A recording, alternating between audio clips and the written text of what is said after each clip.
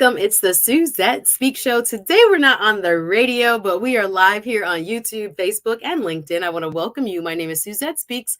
I'm a radio host, as well as a media professional, communications professional, and an attorney here in Miami. I want to welcome you to my show. If this is your first time watching, please hit the like button and please subscribe. This is a wonderful celebration today. If you did not know, this week we are celebrating Black Maternal Health Week. Now, if you are not yet a mommy like me, or if you just love mommies, this is still a show for you because we're going to be talking about some of the trends as it relates to Black maternal health.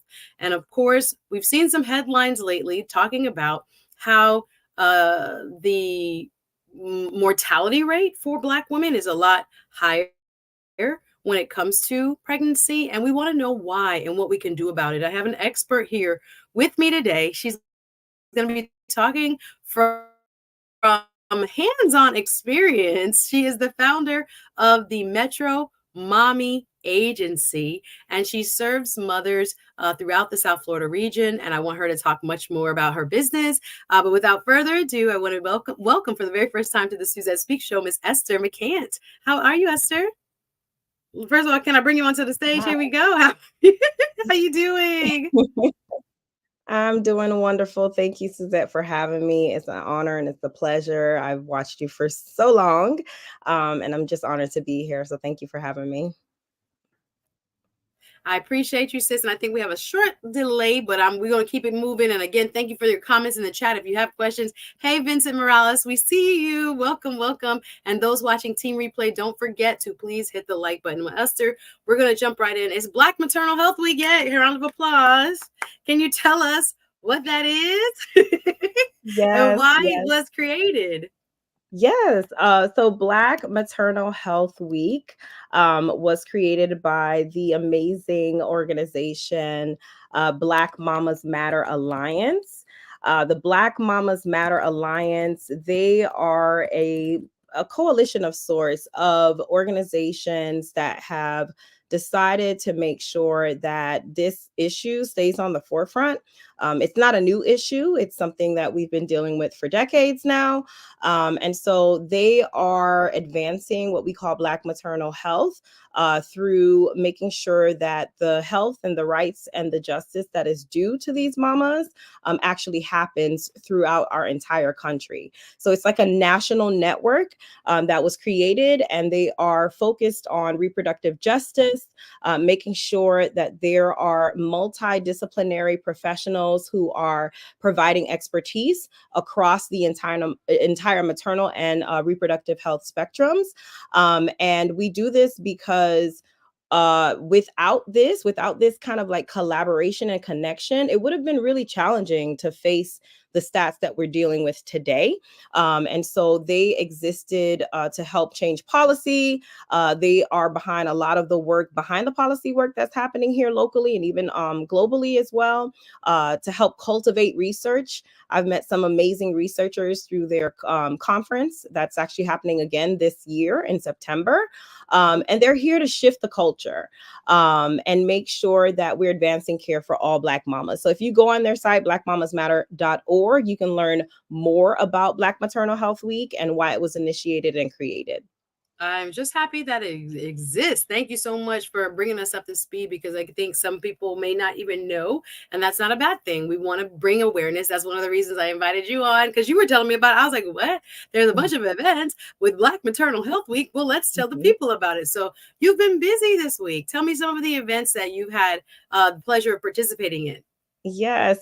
So this is actually now my third year where I have been helping to curate what I call the South Florida Guide to Black Maternal Health Week. So this year, I really did a lot of partnerships and collaboration with some colleagues of mine from the Southern Birth Justice Network. Want to shout them out. They're a nonprofit here in South Florida, training doulas, also doing a lot of work in terms of their mobile midwife clinic that is now having having stops in several parts of our city where families who did not have access to a midwife can now have access. So I've been at a couple of their events promoting what's going on there. We have had a birth worker meetup, so we did some dancing, we broke bread, we got to eat, we got to watch some screenings that included the executive director for SBJN, which is Jamara Amani, which is a licensed Black midwife here. And I also got a chance to sit on some amazing webinars. Marcia Dimes hosted a wonderful webinar with another colleague of mine, Dr. Terry Ann Bennett from Memorial, who is also a hurricane. So we got to support her there. We also got to support her in person when she spoke at Walker Chiropractic Wellness Center in Miramar, where she gave a talk in a panel that she was a part of as well. So we've been bouncing around quite a bit all week. There's sleep behind these eyes, I promise. But I'm here and I'm excited to just encourage folks, if you haven't already jumped in, I have that guide available on my website, metromommyagency.com/events. And you'll be able to jump in on the event that's happening tomorrow as well. So, yeah. So I'm so excited to have you. And again, for those who have never heard of Black Maternal Health Week, don't worry. This sounds like a less than 5-year phenomenon, but I'm so grateful that it exists so that it is an educational opportunity. And it sounds like a networking and connecting opportunity. And we want to use today's show as a possible kind of bridge between, what we don't know about Black maternal health and how we can improve the outcomes for Black women who are pregnant. And I want to shift to that and talk a little bit about the specific work that you do. I know that you are a doula and that you train other doulas, but for those who may not have heard that word before, could you explain what a doula is and their role in the birthing process? Yes, yes, yes. So doula is actually a trained professional who pretty much provides informational, emotional, and physical support to the birthing family throughout the pregnancy and during the laboring process, and also in the postpartum period. But traditionally, the root word, really meant slave, right? But we are actually using a variety of words to kind of shift the culture related to that word. And so I would just encourage folks to understand that when you see birth workers, that's also going to be someone who you'd want to have a part of your pregnancy care team, along with the doula, who is different from a midwife, right? So a midwife would be a clinically trained professional who can take care of mom and baby and do all of the clinical care that you would typically expect an OB to do, with the exception of wanting to mostly work with low risk moms in out of hospital settings, right? But they also support wellness throughout the entire, spectrum for that birthing person, for that mama.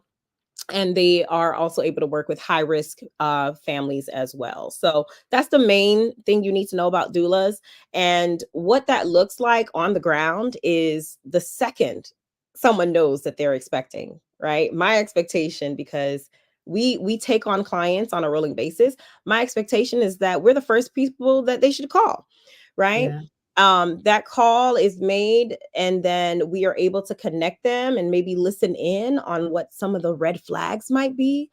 We Yeah. might be able to listen in and point them in the right direction for where they might want to seek care, right? From whether it's going to be at a birth center or a hospital or at home, right? So we give them guidance, connect them to resources.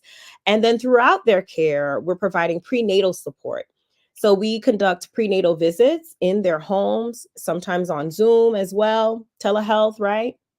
And what we're Mhm. doing in those sessions, I just had one the other day, is I am trying to get a feel for some of the issues or challenges that they're currently dealing with their provider. Mm. Because I want to know up front if we have a situation where the racism that's going on in the healthcare system is going to impact this birth outcome. And so I ask questions like, what's going on with nutrition? What's going on with hydration? What's going on with your experience with your provider? Are you happy? Right? Are you getting the care that you need? Do you feel heard? Do you feel seen? And oftentimes I'm letting them know if that is not the case, then Mhm. your doula can fill in that gap. Then your doula Super. can assist you to even find a new provider if that's what you want. So we are here to be an advocate. We're here to support the family to get what they desire from that birth outcome, from that pregnancy, from that breastfeeding experience, right? Because we're usually the first ones right after that birth outcome, right after the birth happens. We're, throughout the whole time, we're holding your hand, we're helping you, labor down your baby, breathe, change into positions, do all the things. But in addition to that, I want to make sure that that baby has a unique, once in a lifetime opportunity to have access to breast milk, right? Mm. And so for those who choose that as an infant feeding practice to use breast milk only, they're able to get a great opportunity to get that latch together. And then I check in with them at home in a postpartum visit as well. So there's so much I could go into more Sound like detail. there's a multi-layer, so I'm gonna back you up just a little bit. I Thank know you you again, are. McCANT Metro Mommy Agency, educating us in a deeper way as to what we can be doing in our communities to help improve Black maternal health outcomes. And one of them is to seek the services of a doula. As she explained, there are so many aspects to what a doula may do for you if you are on this pregnancy journey. So I also wanted to just reemphasize it's great to have another set of eyes and ears and an advocate. That's the main thing. As an attorney myself, I'm like, I know the difference it makes for women. And Esther, I was just thinking about a conversation I was having with a cousin of mine and an auntie as a result of things that women go through and that we never share with one another. And then I think about how important the phases of life are, especially phases of childbearing. And when women enter this phase, there are books, of course, and sometimes you're blessed enough to have mom or even grandma teach you or share with you. But excuse me, oftentimes they don't know some of these, hidden secrets, if you will. And I think what one person may think of as normal or what your doctor says is normal may not be normal. And I think it's very important that even before pregnancy, after pregnancy, if you have never been pregnant, if you don't plan to be pregnant, like it's great to have somebody to share with if you do embark on this journey. And I think, again, there's so much mystery for both men and women surrounding pregnancy that we can, become not only overwhelmed, fearful, and sometimes I won't say misguided, but sometimes people are not aware of the changes that should or should not be happening. And sometimes our medical providers tell us what is normal. And sometimes I think about, women like Serena Williams or Kyla Pratt who have come forward and have said, I have had, difficulty being heard, or my doctor believing that I'm in pain or something doesn't feel right or things like this. So I do think that extra set of eyes and ears and warm hugs and open arms will be important for every woman on their journey. Thank you, Lisa. I see you in the chat. Lisa, welcome, says healthcare advocates are needed for pregnant women and postpartum moms. Postpartum, too, for sure. But I kind of wish there was healthcare advocates. Hello, for other girl, that would be the system for more than just, this specific need. Now, this need is an important need. So we need it in this particular arena, because let's talk about some of the trends we're seeing as far as Black maternal health. So when Black moms are pregnant, tell us some of the disparities or some of the differences that they unfortunately face in the healthcare system, or when it comes to outcomes for healthy children or carrying their pregnancy to term. Are there big differences like we're hearing in the news? Absolutely. So one of the things that really stood out to me, and you can attest and maybe comment and share, um, is that Black women in general, and I think we kind of talked about this briefly, Suzette, at some point in our lives, we have to be in this role of a caregiver. We Mm, have to be in this role of being stretched out, doing too much, doing the most. We have to show up for work. We have to exceed the expectations at our jobs. okay. And we are already at a disadvantage because of that.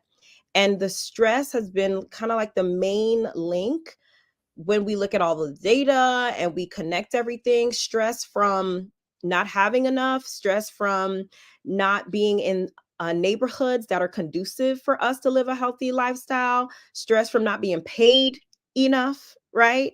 Even stress from the actual locations in which we get care. I Wow. remember personally, and I love the comment in, that was made.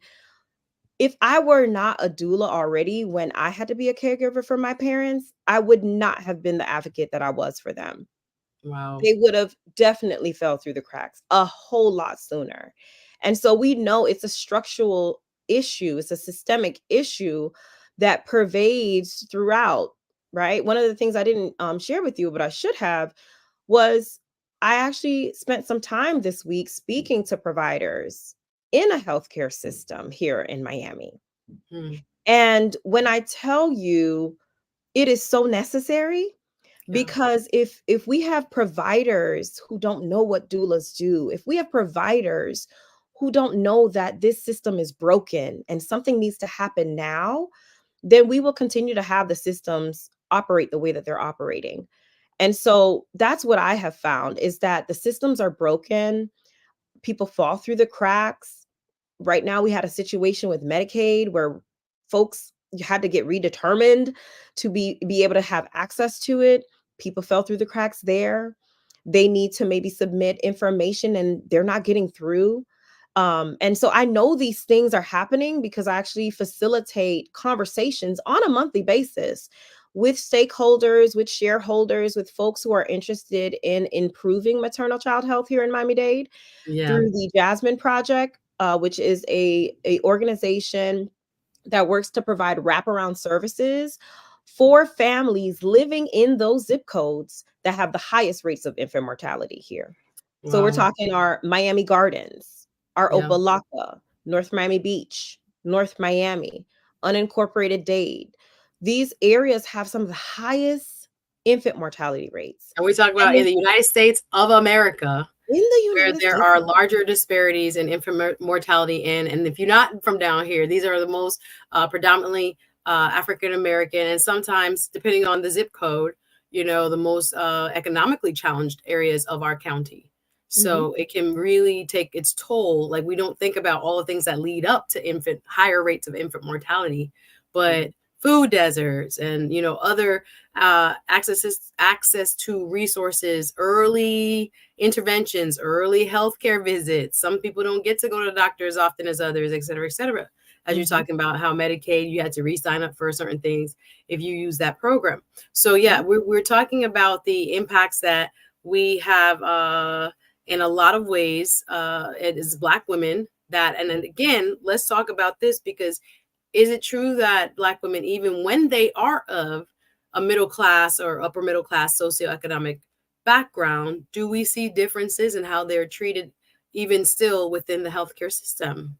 absolutely. I myself had a degree, and it didn't stop, when I was having a miscarriage in my first pregnancy, a provider from treating me any old way, right? Having to wait over an hour to be seen, having to be told, "Oh, you can go ahead and just get this procedure done." There was no question of, do you want this procedure? Do you need it? Here are the details about it. So we know things like informed consent is often, neglected. It doesn't happen, right? Things are being done to people, right? Yeah, There's yeah, not this consent that's offered. There's not this understanding, this time to take to educate them on what they're deciding, right? And so I get folks coming in, and I love that you mentioned earlier about how, family members may be sharing and open to sharing their stories, and that's wonderful. But I end up hearing a lot of those details that they don't tell their family members, right? Like how they were made to feel, yeah, how they felt judged, how they felt pressured into getting certain interventions or pain medication when they really didn't want to, or yeah. how they didn't want to have a C-section, right? But And it they were seemed like it forced. wasn't an option. It was presented like it wasn't an option, but when they retell these details, Suzette, you listen intently, you read between the lines, and you learn that no, this was really about money. This was really about how much more money a Mhm. provider can make. This was about them meeting whatever holiday vacation plans they had, right? It was a timing issue that really wasn't a medical issue. And so we know about at least 20% of these C-sections that are happening are totally unnecessary. Wow. And 80%, over 80% of the deaths that are happening are preventable. That's interesting. And like I said, there are so many ways in which hopefully the week and the celebration of the week and like folks like yourself who are participating and going to places and speaking to places. She's a wonderful speaker, you guys. So if you have the opportunities to allow her platforms to inform people as she's doing today as to what is the real conditions on the ground, I think it's very important to hear that, because when celebrities speak up, like I said, we'll see Serena Williams talk about it and how she had blood clots in her leg and no one paid attention and everybody thought, oh no, you're a world-class athlete, that couldn't be you.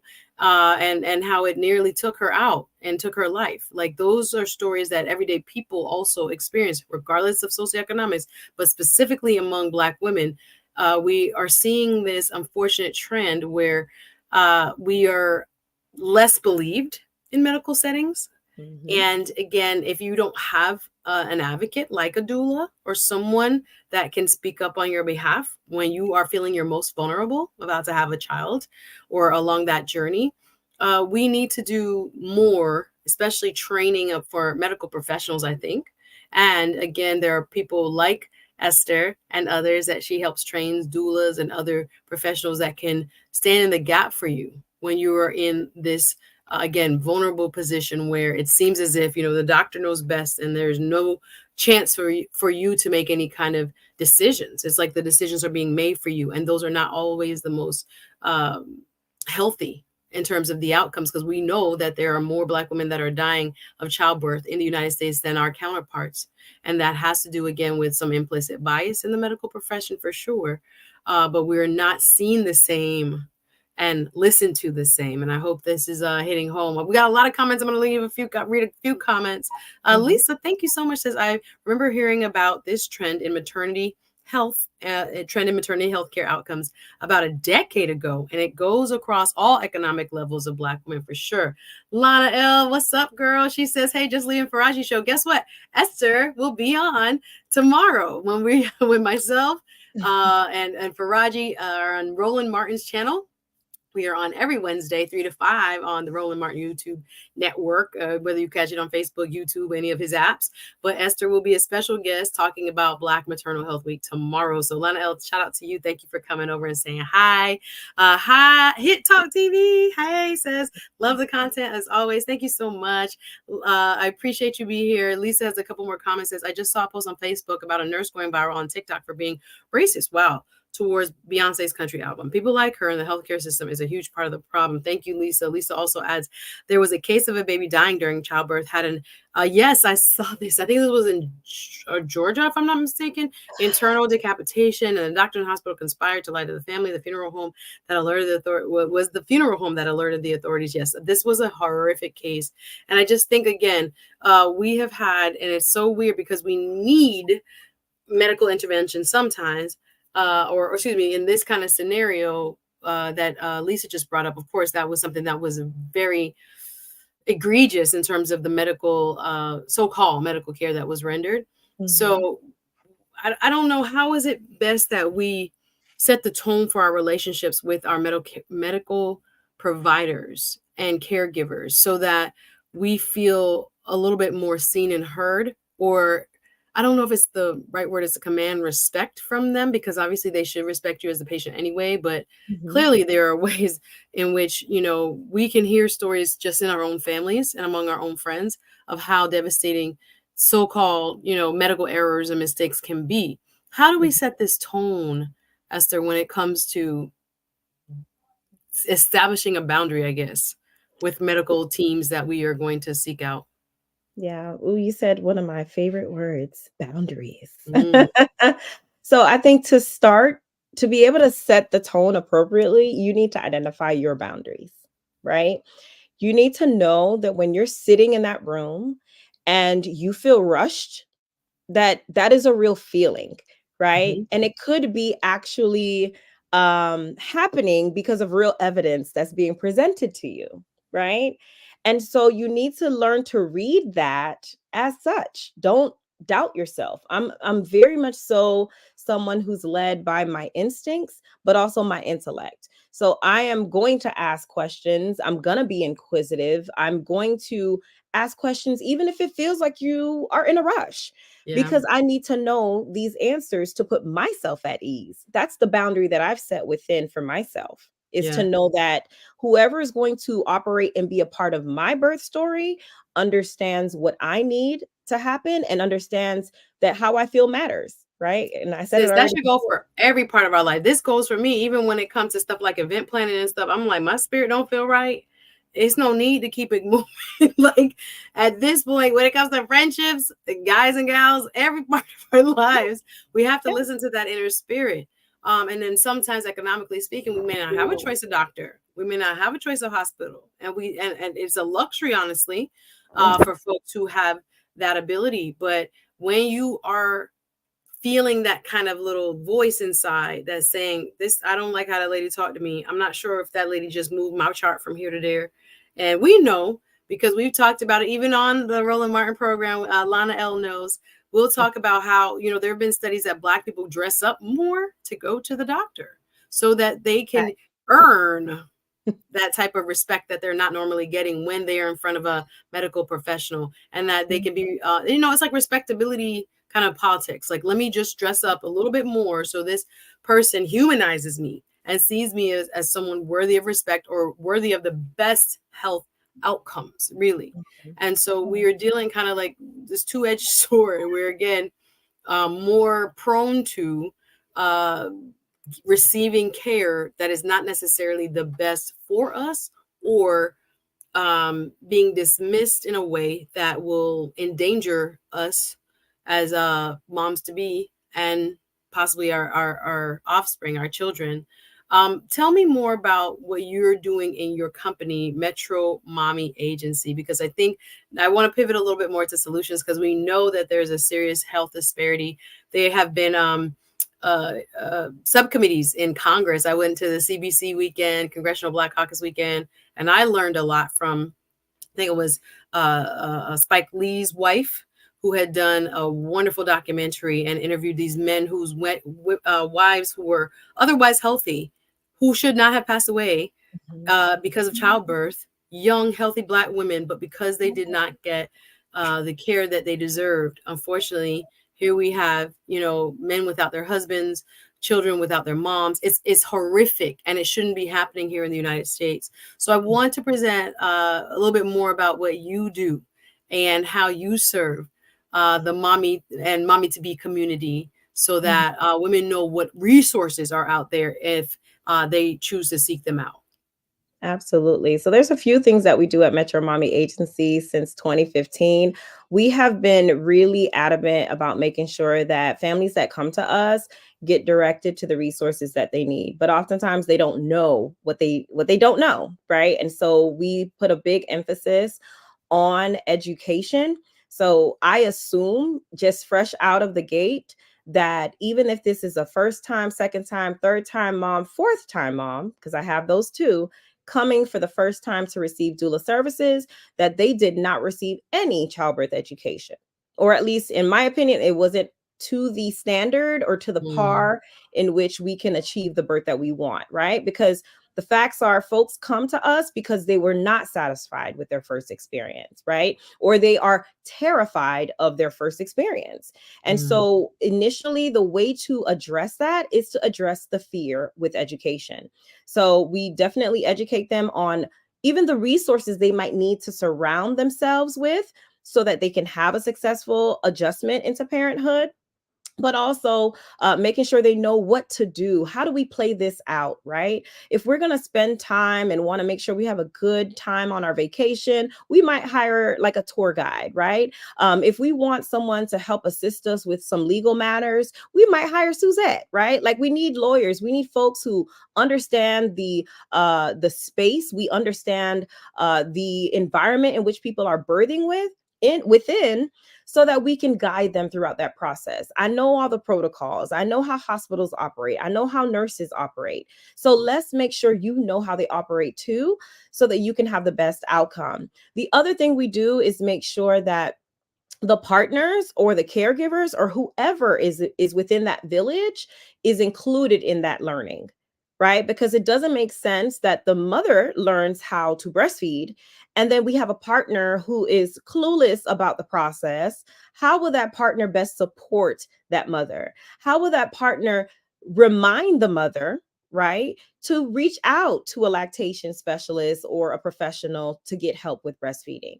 It's because they also get the same education. So I'm big on including the partners, the caregivers, whoever's going to be around this baby. We need everyone to be on the same page, right? Fantastic. Yeah. And so that's what I do for direct client services. For the industry as a whole, we know that because this has been an issue someone has mentioned for the last 10 years, I would even beckon to say over 20 years, over even 30 years, right? From slavery days, we have not had Black women treated with the respect and the dignity and the decency that they deserve. We know this.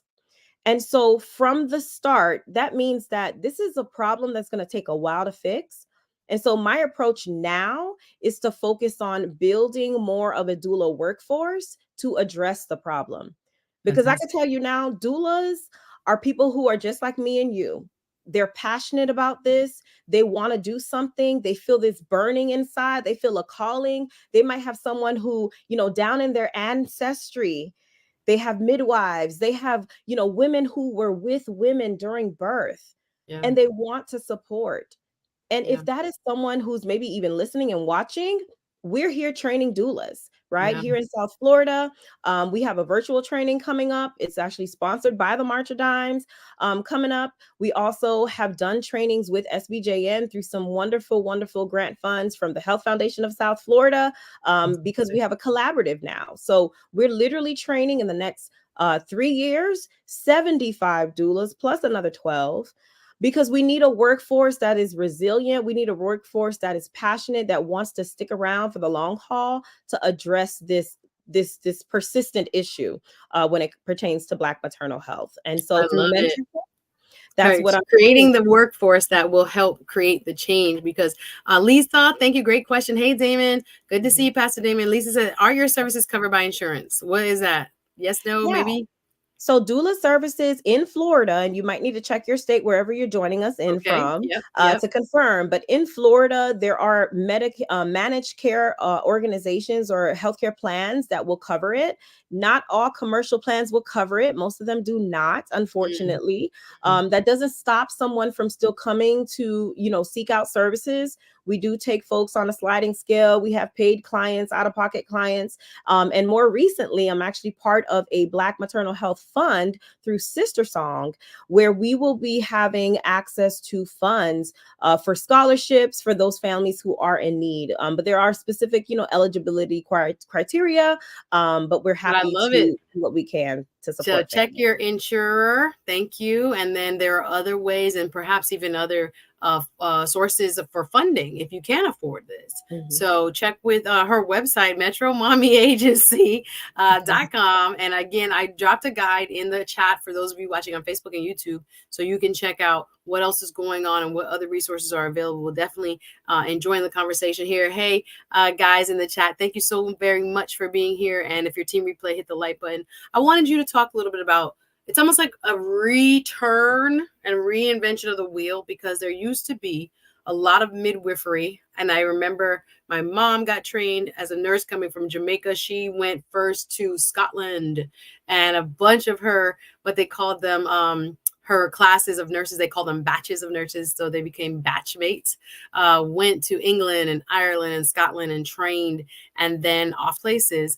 where they learned how to be midwives. And before, I don't even know what decade, but the turn of the 19th century, I know there were always women involved in the birthing process. If we are looking even deeper into our African ancestry, there was never, I don't even think people could have imagined a time, fast forward 400 years, that, women are kept outside of the birthing room, right? People who have this, what I would call is just generational or institutional knowledge about women's bodies and how they work. I had an aunt, rest in peace, in Jamaica, who was like trainer of other midwives and did labor and delivery for almost 50 years in her career.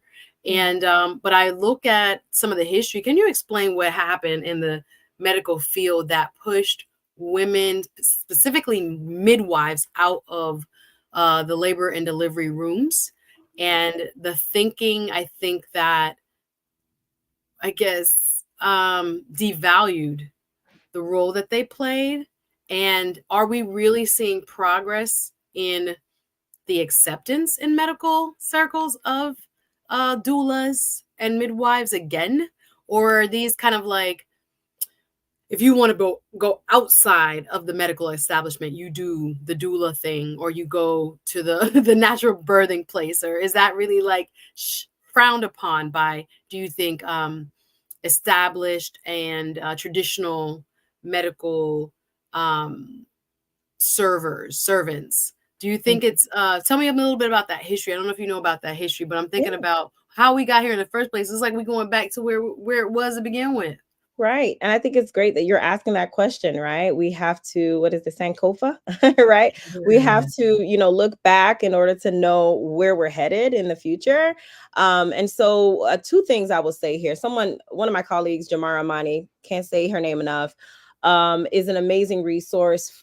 She actually is one of the founders of the National Black Midwives Alliance, where she, in any opportunity that she can get, talks in detail about this. And the summary is, the long and short is, we have been doing this, Black folk been doing this work since forever, not only bringing in our own Black babies into this world, but also white babies as well, right? And that's really what traditionally existed before we started having hospitals and the obstetricians and gynecologists coming onto the scene. It was midwives that really helped to support birth here in this country.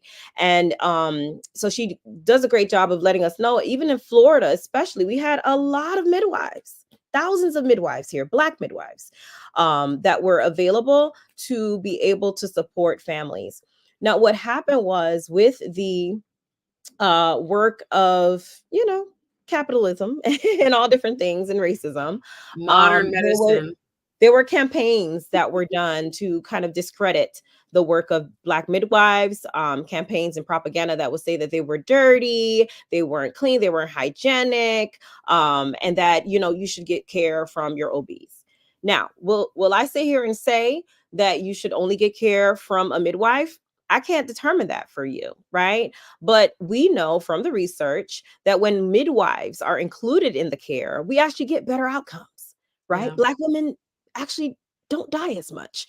And so we're on to something there, right? So going back to history, going back to what was working, actually is where we're headed now. And so in this collaborative that I'm a part of with SBJN, with our local Jackson Hospital system here in Miami, that's what we're doing. We are integrating doulas into the care. We are integrating the legacy and the amazing intel that midwives carry into provider training to help these providers better understand physiological birth, right? How does this happen if there are no things to interrupt it? If there is no intervention to kind of force something to happen, how will this play out? Midwives are the experts at that. They know how it works. I love it. And this is, again, as she said, it's like we're returning to what was once normal and very prevalent. Black women helping to birth basically the nation's children was very common, and it was actually like the standard. And then we got, quote unquote, modernized, and they got pushed out, as she eloquently put it. And the propaganda started around how terrible or awful or dirty or whatever the word is these women were. And we lost a lot of institutional knowledge, but there are people that have always been doing this. And we got to think about also the legacy of segregation. There were times in which we were at different hospitals, unfortunately, by law, right? Races weren't even allowed to be born in the same hospitals, but midwives were. So thinking about that and how deeply rooted this kind of internal bias towards women in their own bodies, Black women in specific, and the work they have been doing. Had been doing for literally centuries here in the United States, and how we've seen a return to what was, and knowing that this is the tradition. We are not, like, again, reinventing the wheel here. This was the tradition of our country. We need to acknowledge that. So before we go, guys, we're almost out of time. If you have any further questions or comments, please drop them in the chat. I want Esther to talk about anything else she has coming up, any new programs she wants to highlight from her Metro Mommy agency. Of course, you guys can book her.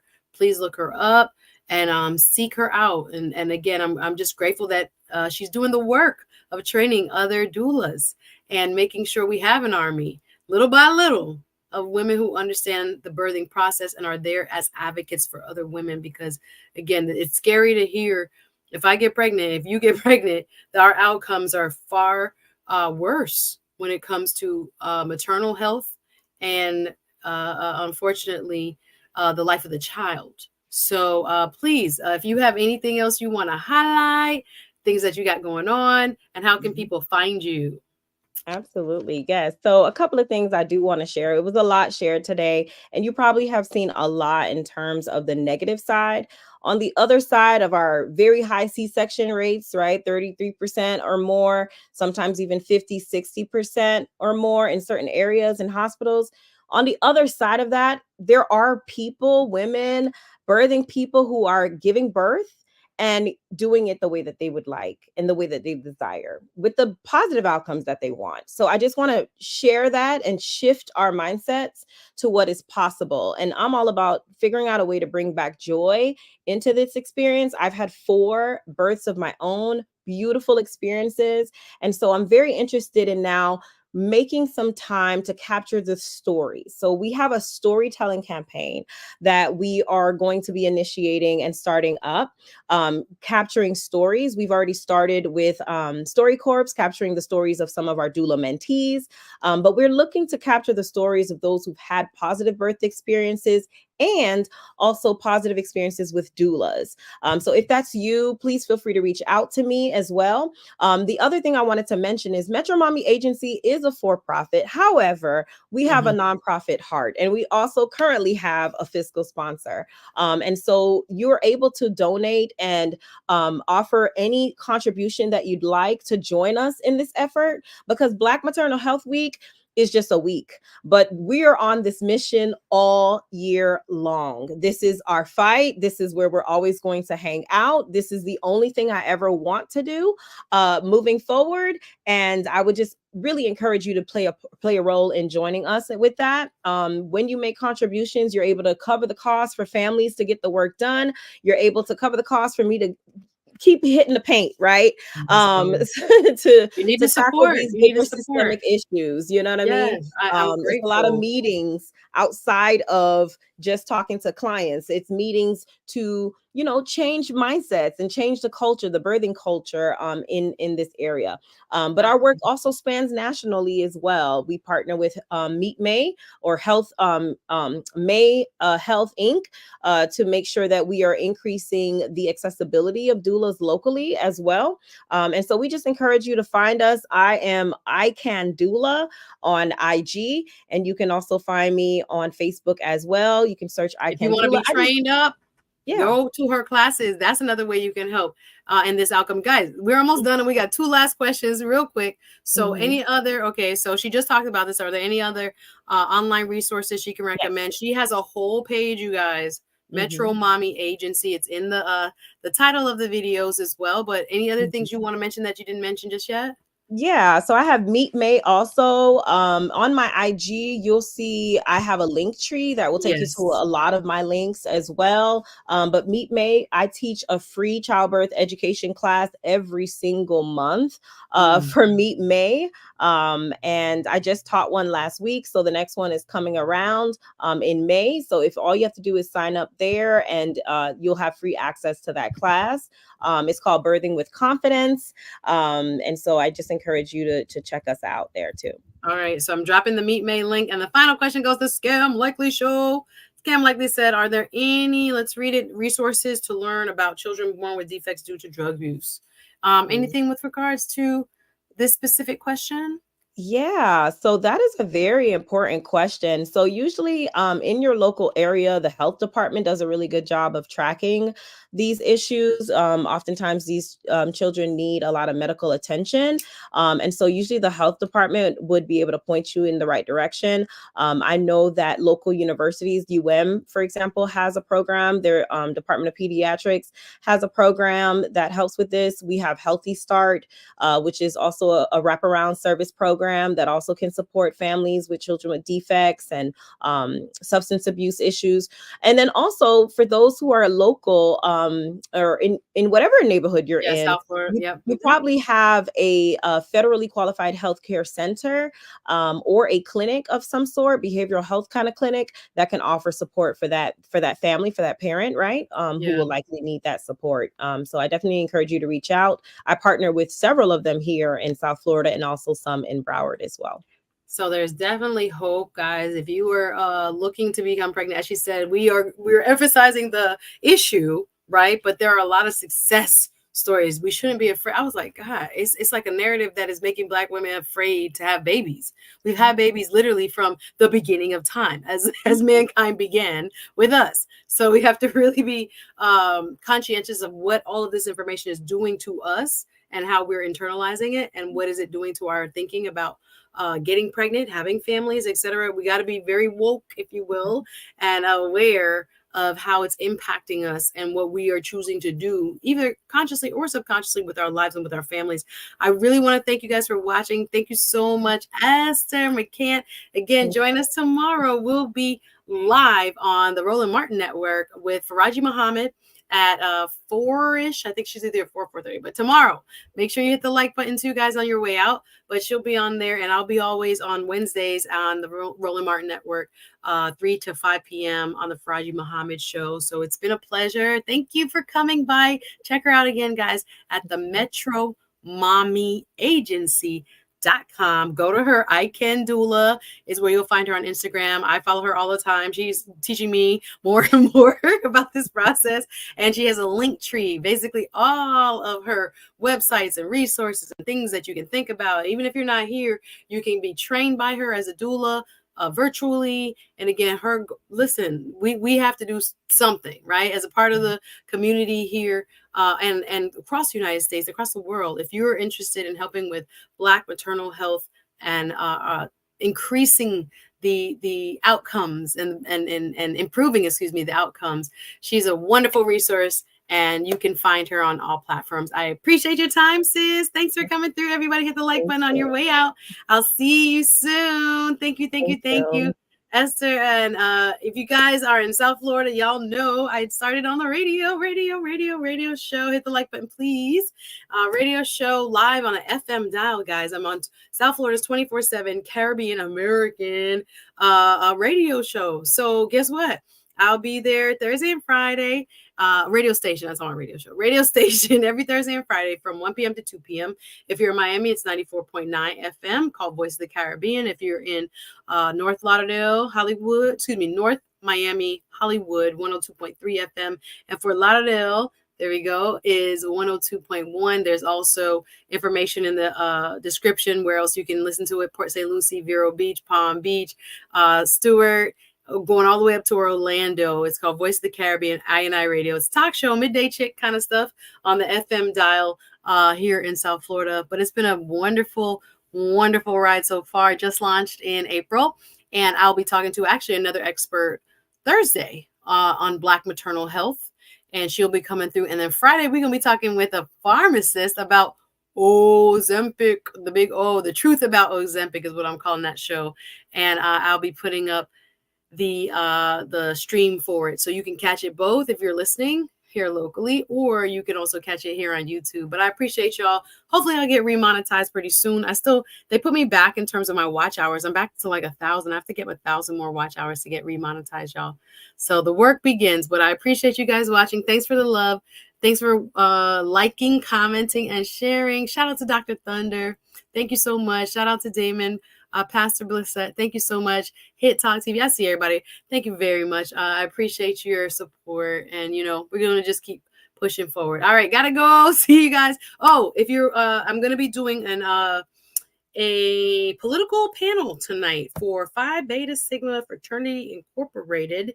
The Miami chapter is going to be hosting a meet the candidates, right, forum from 8 to 9. So I'll be back on, actually, I think it will be on Zoom. And shout out to the gentleman of Phi Beta Sigma. Why can I find my WhatsApp? But yeah, please support. If you are local, you can find it on all of my pages. It's a Zoom. Again, thank you to the brothers there for inviting me. And it's going to be good. So we have, I think, 5 or 6 candidates that are coming through. Phi Beta Sigma Incorporated Rho Sigma chapter of Miami, Florida, for having me as their moderator later. Anyway, gotta go. I'll be back Thursday, Friday. Make sure you see the streams are already up. Go ahead and hit the reminder, all right? 1 to 2. Thank you so much for watching, and I'll see you soon. Take care, everybody.